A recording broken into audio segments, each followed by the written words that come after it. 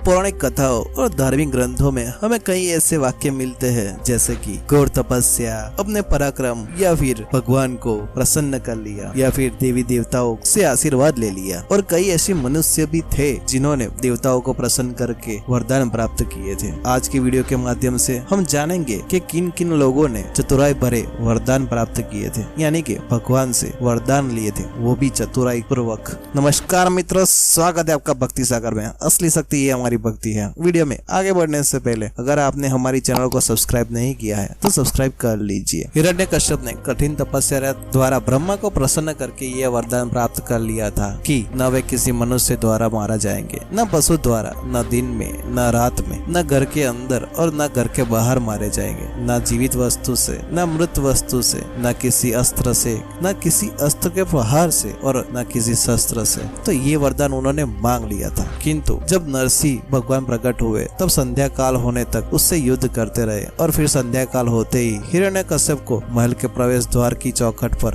अपनी जांघों पर रखकर, जो न धरती था, न आकाश में था, जो न घर में था, न घर के भीतर, जो कि संध्या काल था, न वो दिन था, न रात था, आधा मनुष्य और आधा पशु, जो न नर था, न नारी और न पशु, ऐसे नरसिंह के रूप में अपने लंबे तेज नाखून से उन्होंने उनका अस्त्र चीर दिया था और उनका वध कर दिया था। ऐसी ही कई दूसरी कहानी हमें मिलती है अपने पुराणों में, जैसे कि जब सावित्री सत्यवान के बारे में तो आप सभी जानते होंगे, यानी कि सत्यवती सावित्री। जब सावित्री ने यमराज जी से अपने पति के साथ चलने की बात की, यमराज उसके पतिव्रता से प्रभावित होकर सावित्री को कहते हैं कि अपने पति को प्राण के अलावा तुम मुझसे कोई और भी वरदान मांगो। जैसा कि हम सब जानते हैं सावित्री एक चतुर व्यक्तित्व थी, तो उसने मांगा कि एक तो वरदान मुझे दीजिए कि अपने ससुराल की खोई हुई, यानी कि ससुर की खोई हुई आंखें वापस आ जाए, राजपाट और अपने पिता जिनके कोई भी पुत्र नहीं थे उनके लिए 100 पुत्र का वरदान मांगा। इसके बाद भी यमराज के पीछे पीछे चलती रहती है। यमराज जी ने एक और वरदान मांगने को कहा तो सावित्री ने अपने लिए 100 पुत्रों का वरदान मांग लिया, जिससे यमराज जी ने तथास्तु कहकर सत्यवान यानी कि सावित्री को पति को लेकर ही